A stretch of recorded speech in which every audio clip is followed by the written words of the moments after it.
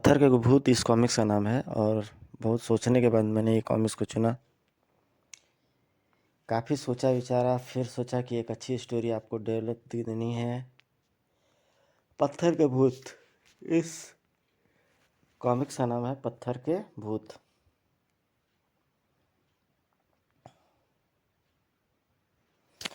थोड़ा स्क्रीन वगैरह सेट कर रहा था ताकि और आपको अच्छी फीलिंग लगे जब भी आप कॉमिक्स को सुने, रीड करें,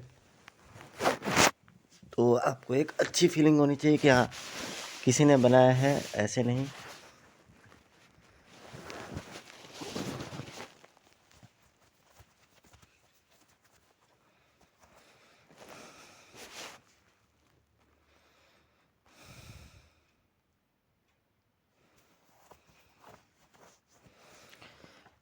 ये तो दो राजकुमार की ये कहानी है जो दोनों ही क्रूर रहते हैं।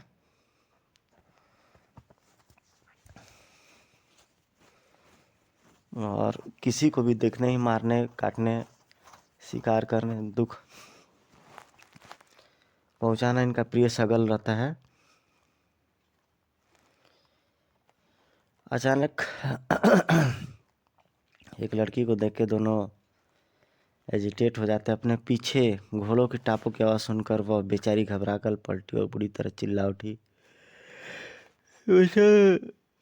लेकिन उस जवान में उस बेचारी को कौन बचाता। खच,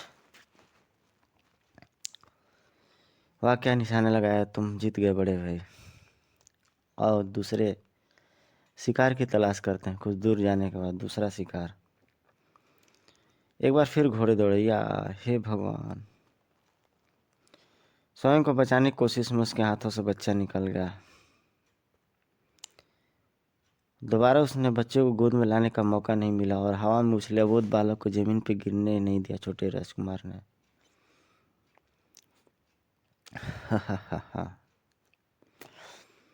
क्यों बड़े, मैं तुमसे बड़ा शिकारी हूं ना। हाँ छोटे, मान गए तुझे। उन जालिमों के हाथ मारे गए तीनों इंसान एक ही परिवार के थे। उनके बूढ़े पिता ने बदला लेने का दृढ़ संकल्प लिया। मैं राजकुमारों से बदला लूंगा, उन्हें मार डालूंगा।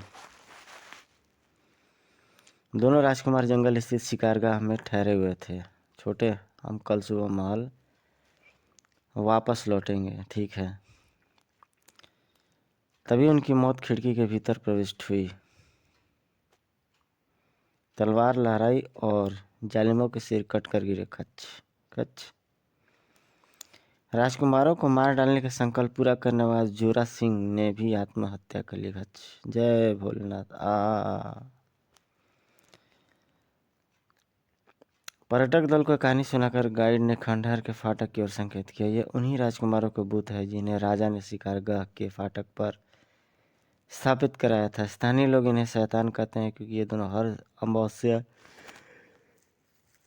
के आज जीवित हो जाते हैं और अपने शिकार की तलाश में इधर उधर घूमते हैं। एक युवा जोड़े सतीश और सरला ने कहानी को बड़ी गंभीरता से सुना था। बकवास नहीं मान सकता मैं।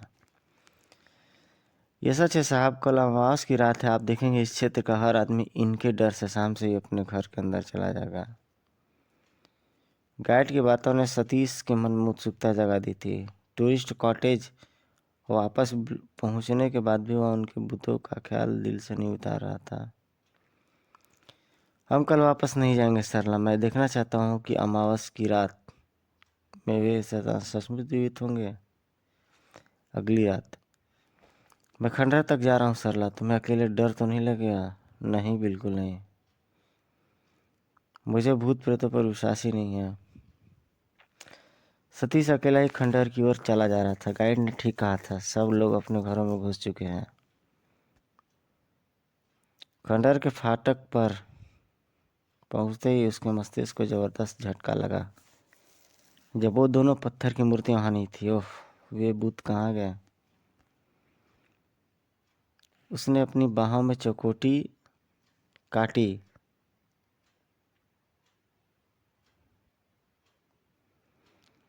लेकिन यह हकीकत थी, दोनों भूत गायब हो चुके थे। हे भगवान, तो ये क्या है? सचमुच जीवित हो गए हैं? हो हॉर्स टॉर्च का प्रकाश नीचे पड़ते ही भारी कदमों के निशान दिखाई पड़े। ये निशान उसी दिशा में गए हैं जिधर से मैं आया हूँ।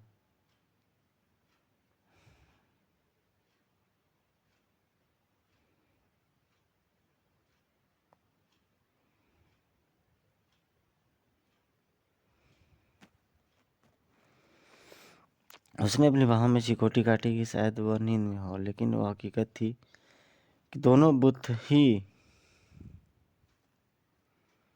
गायब हो चुके थे। भगवान, क्या सचमुच भी जिगा रहे हैं?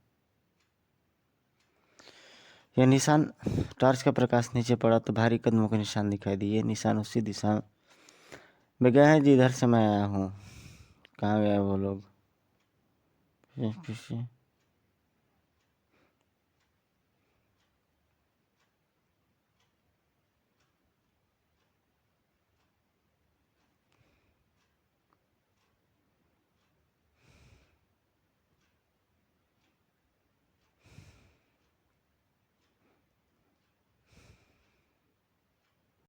कहाँ गए होंगे वो सब? वह तेजी से उन निशानों के पीछे जा रहा था कि अचानक ही वह घबराकर पलटा। तुम?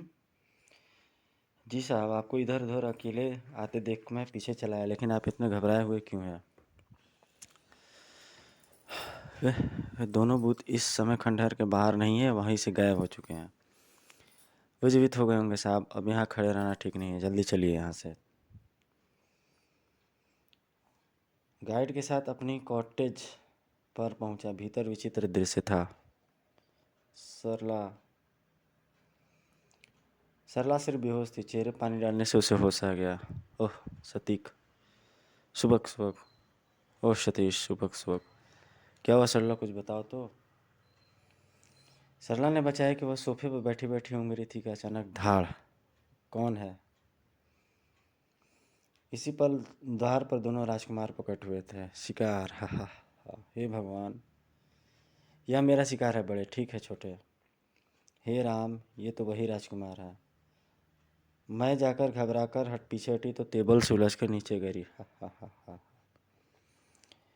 वे वे शैतान रास्ते में आई चीज़ को ठोकरों से दूर फेंकते हुए मेरी ओर बढ़ रहा था। हा हा हा। तभी मेरे हाथ में पत्थर की भारी एस्ट्रे आ गई। मैंने एस्ट्रे को उस पर खींच के मारी। एस्ट्रे उसकी नाक पर लगी थी। उफ। उसके बाद मैं भय से बेहोश हो गई। शुक्र है तुम्हारी जान बच गई सरला। वे दोनों अवश्य ही वही शैतान थे। ये आप कैसे कह सकते हैं सतीश जी? हो सकता है कि आपकी पत्नी ने कोई सपना देखा हो, लेकिन मैंने तो सपना नहीं देखा। अपनी आंखों से देख कर आया। वो दोनों भूत अपनी जगह से स्थान से गायब हैं। किसी को विश्वास नहीं आया, इसलिए सब उस समय खंडहर की ओर चल पड़े। पत्थर के भूत भला कैसे गायब हो सकते हैं? नहीं, मैं सौगंध खा सकता हूँ, कुछ देर पहले यह यहाँ नहीं थे। टॉर्च का प्रकाश एक भूत के चेहरे पर पड़ा तो सतीश चिल्ला उठा। अरे देखो, उसकी नाक टूटी हुई है। मैंने इसकी नाक पर ही एस्ट्रे मारी थी। अब तो आप लोगों को मेरी बात पर भरोसा आ गया, विश्वास आ गया होगा। सभी संशय में पड़ गया कि विश्वास करें या ना करें, लेकिन सच्चाई तो खुली किताब की तरह सामने खड़ी थी। तो गाइस, देखा आपने, डार्क स्टोरीज की जो स्टोरी होती थी मानुस कॉमिक्स में, बेहतरीन होती थी। जिन लोगों ने मेरे चैनल को सब्सक्राइब नहीं किया, कृपया सब्सक्राइब करके ऑल नोटिफिकेशन दबा देंगे, ताकि हमारा भी मोटिवेशन होता रहे।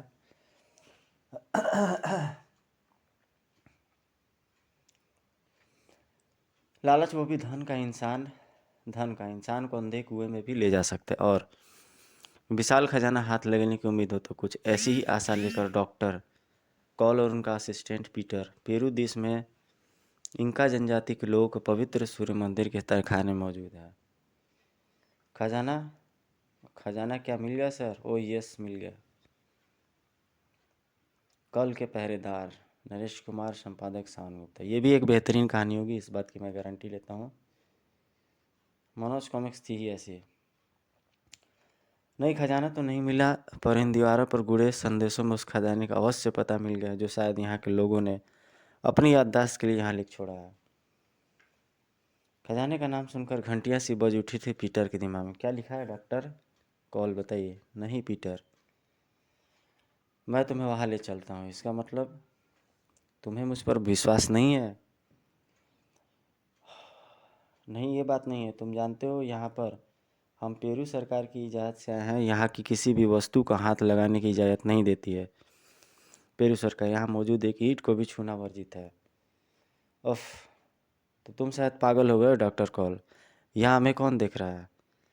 ये वहम निकाल देना अपने दिमाग से कि हमें यहाँ पे कोई देख नहीं रहा। अगर तुम किसी भी चीज़ को हाथ लगाया तो अंजाम के जिम्मेदार तुम स्वयं हो गए। अचानक सकरे पहाड़ी रास्ते पर लड़खड़ा गया डॉक्टर कॉल। ओह डॉक्टर कॉल, मैं तुम्हें अभी मरने नहीं दूंगा डॉक्टर कॉल।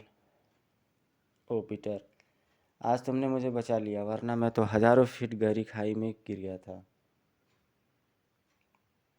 रात होने पर भी विश्राम करना उचित समझा दोनों। अब देखिए आप लोग मनोज कॉमिक्स का शानदार आर्टवर्क का एक नमूना। इस तरह का जो ये डायलॉग लिखा हुआ है, ओ पीटर आज तुमने मुझे बचा लिया, तो ये डायलॉग में जो एक छोटा सा ये डॉल का फिगर बना हुआ है जो पालथी मार के बैठा हुआ है, ब्लैक कलर का, ब्लैक ब्राउन, आप देख सकते हो कि कितनी सुंदर इमेजिनेशन। वो भी ये कॉमिक्स शायद आज से 20-25 साल पहले की है, कम से कम 20 साल पहले की तो होगी कॉमिक्स। तो रात होने पर विश्राम करना उचित नहीं उचित समझा दोनों ने। अगर क्या हम खजाने के आसपास हैं डॉक्टर कॉल? यहाँ से और कितनी दूर है खजाना? ये तुम्हें जल्दी ही पता चल जाएगा, लेकिन वहाँ पहुँचने से पहले तुम्हें उस प्राचीन मंदिर के बारे में प्रचलित कुछ महत्वपूर्ण बातें बताना चाहता हूँ, जिसके बारे में मैंने पढ़ रखा है और जिन पर मैं यकीन करता हूँ। वो कौन सी बातें हैं डॉक्टर कॉल?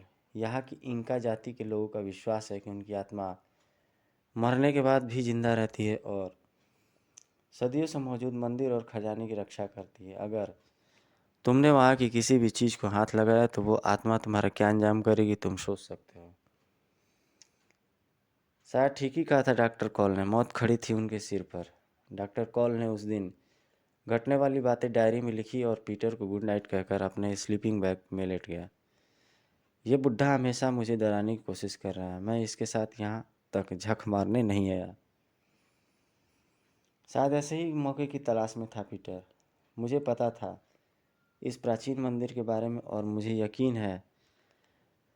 यकीन था कि यहाँ खजाना अवश्य होगा, इसलिए ही मैं तेरा असिस्टेंट बना था बुढ़े। आठ पकड़ हड़बड़ा उठ बैठा कॉल। ये क्या है पीटर? बेवकूफ़ मत बनो पीटर। आज मेरा मकसद पूरा हुआ। मुझे वहाँ तक पहुँचने से ना आत्मा रोक सकती और ना तुम। ठक एक ज़बरदस्त वार और होश कायम न रह सका कॉल। डायरी से वो पन्ना फाड़ लिया जिसमें लिखा था खजाने का राज। सारा खजाना अब मेरा है। लालच हावी हो चला था उस पर। शीघ्र खजाने तक पहुंच जाऊंगा मैं। ये आवाज़ कैसी? वो बुढ़ा अगर मारा नहीं होगा तो भी मेरा पीछा नहीं कर सकता है, क्योंकि मैं उससे बहुत दूर आ चुका हूँ और खजाना मेरे पास है। वो बढ़ा ही जा रहा था पागलों की तरह। लालच डर पर बुरी तरह हावी था। ओह, मुझे हर कदम पर यह आभास क्यों हो रहा है कि जैसे कोई मेरे आसपास हो। शायद वहम होगा मेरा। मंदिर के अंदर आ गया पीटर। उस काली रात में जंगल को और भूतों के साय को पार करता हुआ अपनी मंजिल तक पहुंच गया। वो आखिर मिल गया मंदिर। यहीं कहीं होगा खजाना भी। शायद इसमें होगा खजाना। ओह, ये आवाज़। ओह, शायद यह खाने में है खजाना। Thank God. अब पीटर ने जरा भी देर न की वह उठाने में। वाह, सीढ़ियाँ भी हैं। उस बुढ़े की बात मानता तो रह जाता वहीं पर। पीटर सीढ़ियों से उतरकर तहखाने में पहुंच गया। ये रहा, ये खजाना सब मेरा है। हा हा हा हा, सब मेरा है। हा हा हा हा हा हा। पास ही पड़ा एक बड़ा सा पत्थर उठा लिया और सोने के सिक्के, इसमें हीरे जवाहरात होने चाहिए। लेकिन उसमें खजाना नहीं था। मौत थी अजगर के रूप में जो झपट पड़ी थी पीटर के ऊपर। उफ, ये क्या अजगर?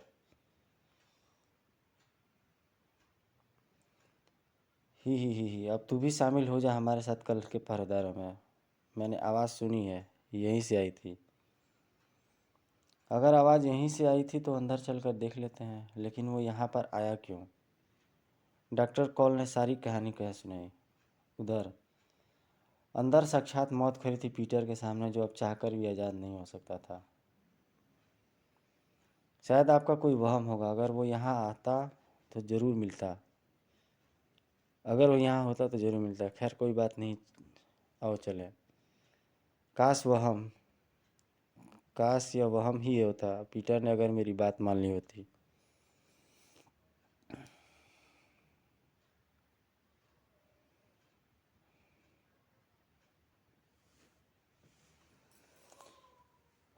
तो ये गजब की कहानी थी, बेहतरीन एंडिंग, बेहतरीन फिनिश। गुनाह और गुनाहगार, ये भी एक अच्छी कहानी होनी चाहिए मेरे हिसाब से। रॉकी एक स्वार्थी युवक था, मुफ्त में करोड़पति बन जाने के लिए उसने बिजनेस टाइकून कबीर सागर की बेटी शेफाली को शीशे में उतार लिया था।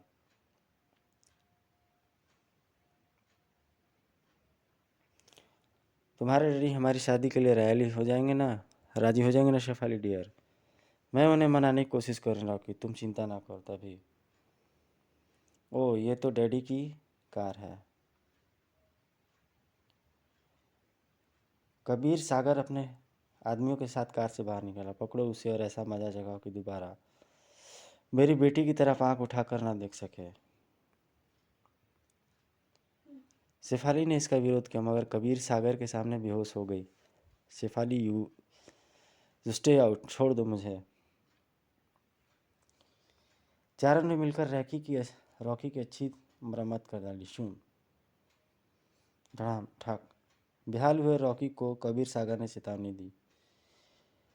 आज तो जिंदा छोड़ रहा हूँ तुझे, लेकिन दोबारा शेफाली के निकट आने की कोशिश की तो खोपड़ी उड़ा डालूंगा। भाड़ में जाए शेफाली, अपनी जान से कीमती कोई चीज़ नहीं होती। अपने मिशन की असफलता का दुख भुलाने के लिए रॉकी तटवर्ती कस्बे में सांगली में तफरीह करने के लिए आ गया। इस दुनिया में दौलतमंद लड़कियों की कमी नहीं, यहाँ सांगली में भी कोई मिल ही जाएगी। दूसरे दिन वो अपना शिकार ढूंढने में सफल हो गया। रीना, शेफाली जितनी अमीर तो नहीं है, फिर भी अपना काम तो चल ही जाएगा। क्या सोच रहे हो रॉकी? कुछ नहीं डियर, आओ समुद्र में नहाते हैं, चलो। छठे दिन रॉकी में एक फ़ोन आया। शेफाली, तुम्हें मेरा पता किसी ने बताया? तुम्हारी लैंडलेडी ने। अब एक खुशखबरी सुनो। 4-5 दिनों में ही रीना उसे जी जान से चाहने लगी थी। मुझे छोड़कर कभी मत जाना रॉकी। नहीं जाऊंगा। रॉकी की आंखें खुशी और हैरत से फैलने लगी। क्या तुमने अपने डैडी से बात कर ली और शादी के लिए राजी कर लिया? उन्होंने मुझे तुरंत बुलाया है। मैं आज ही वापस आ रहा हूँ माय डियर, आज ही। फ़ोन रखकर जैसे ही पलटा, रीना, तो तुम शादी करने जा रहे हो? कौन है ये शेफाली? रीना को बातों में लगाकर वह बोटिंग के लिए ले आया।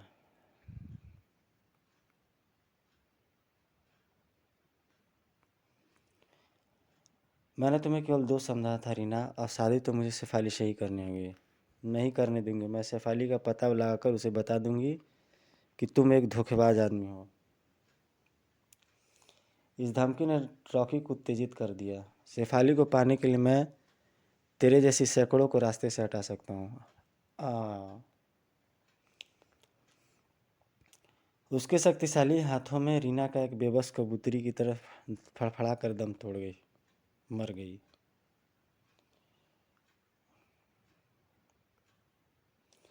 छपाक, समुद्र में इस जैसे अनगिनत गुनाहों की कब्र है। बोट लेकर वह वापस चल दिया और उस स्थान पर उसके गुनाह की निशानी के चिन्ह भी न रहे। उसी शाम रॉकी शहर से बाहर आकर शेफाली की कोठी जा पहुंचा। ओ माय डियर, तुम आ गए? यस शेफाली, मगर तुमने डैडी को राजी करने का चमत्कार कैसे कर दिखाया? इसने भूख हड़ताल कर दी थी भाई, और मुझे हार माननी पड़ी। डैडी, इसे मस्का लगाता हूँ। उठो बेटे, आज रात ही तुम दोनों की सगाई होगी। Thank you daddy. कुछ देर बाद सगाई की पार्टी 9 बजे आरंभ होगी, उससे पहले हम स्विमिंग पूल में नहाकर फ्रेश होते हैं। गुड आइडिया, तुम चलो, मैं तैयार होकर आता हूँ। शेफाली के जाते ही उसने अपना सूटकेस खोला। अरे ये सारे कपड़े गीले कैसे हो गए? सामान में तो पानी जैसी कोई चीज़ नहीं थी। कपड़ों को टटोलते हुए वह जोर से चौंका। उफ, ये तो रीना का बाथिंग सूट है, लेकिन पानी। तभी शेफाली वापस आ गई। अभी तक तैयार नहीं हुए? जरा ये देखो शेफाली। क्या देखो? यह एक तौलिया है। तो तौलिया? मगर ये तो रीना का सूट था। अब जल्दी से नहाने चलो ना। बस 5 मिनट में तैयार हो जाता हूँ। कुछ देर बाद वह स्विमिंग पूल पे थे। देखो मैं कैसे डाइव करता हूँ। ओह, गो अहेड। रॉकी ने शानदार डाइव लगाई। छपाक। पूल की तह में पहुंचकर उसके रोंगटे खड़े हो गए। रीना। किसी प्रकार वह स्वयं को छुड़ाने में सफल हुआ। हड़बड़ाकर उसने सतह छोड़नी चाहिए। उफ। ओह, मेरी सांस घुस रही है। मुझे तुरंत हवा न मिली तो फेफड़े फट जाएंगे। आखिर वह सतह पर उभरने में सफल हुआ। हफ हफ। राकी, तुमने ऊपर आने में इतनी देर क्यों लगाई? ओह शेफाली, बड़ी मुश्किल से जान बची। अरे मेरा मतलब I was seized with a muscle cramp. फिर तो तुम्हें तैरना नहीं चाहिए। सगाई की उत्तेजना में वह जल्दी ही इस घटना को भूल गया। 9 बजे पार्टी शुरू हो गई। पूल से जाते हुए रॉकी के मस्तिष्क में तूफान मचा हुआ था। वह सचमुच रीना थी या मेरा वहम? मेरे मित्रों से मिलो रॉकी।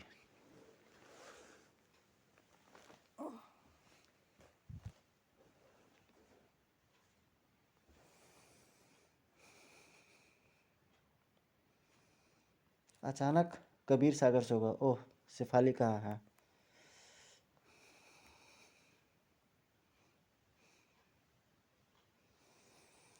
कहाँ चली गई वह? शेफाली कोठी के भीतर नहीं थी। मैं देखता हूँ डैडी। वह लान में पहुंचा अचानक। शेफाली। रीना, क्या तुम जीवित हो?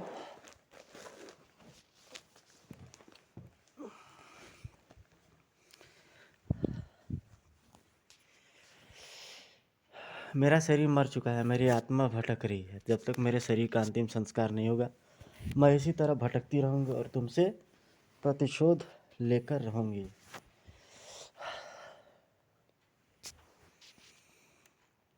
शेफाली को दूसरा असली चेहरा दिखाकर, तुम्हारा असली चेहरा दिखाकर मैं यहाँ से चली जाऊँ। मुझे क्षमा कर दो रीमा, प्लीज़ यहाँ से चली जाओ। शेफाली से तुम कुछ नहीं कहोगे। रॉकी का क्रोध भड़क उठा। हा हा हा हा हा हा। मैं तुम्हें दोबारा मार डालूंगा। अगली पली। रॉकी, तुम ये क्या कर रहे हो? हैं शेफाली, तुम मेरा गला घोटना चाहते थे, क्यों? जवाब दो रॉकी। कबीर सागर और कुछ मेहमान भी वहाँ पहुँचे। तुमने मेरी बेटी को मार डालने की कोशिश की है यू? नहीं डैडी, मुझसे भूल हो गई। शेफाली के स्थान पर मैं उसे देख रहा था। किसे रॉकी? आखिर कौन है वह जिससे तुम इतनी घृणा करते हो? इसका उत्तर मैं तुम्हें नहीं दे सकता। मुझे यहाँ से तुरंत जाना होगा। उसे रोको डैडी, मैं उससे बहुत प्यार करती हूँ। उसे जाने दो बेटी। अगर वह सच्चा है, उसका प्यार सच्चा है, तो वह जरूर लौटेगा। रॉकी एक बार फिर शांगली के समुद्र तट पर जा पहुंचा। अपने गुनाहों को मैं समुद्र की गोद से निकालकर चिता के हवाले कर दूंगा, फिर रीना की आत्मा को शांति मिल जाएगी। कुछ देर बाद यही वह स्थान है जहां उसका शव पड़ा है। पानी के नीचे उसका गुनाह मौजूद था। आजा रीना, आज के बाद तुम मेरा पीछा नहीं कर सकोगी।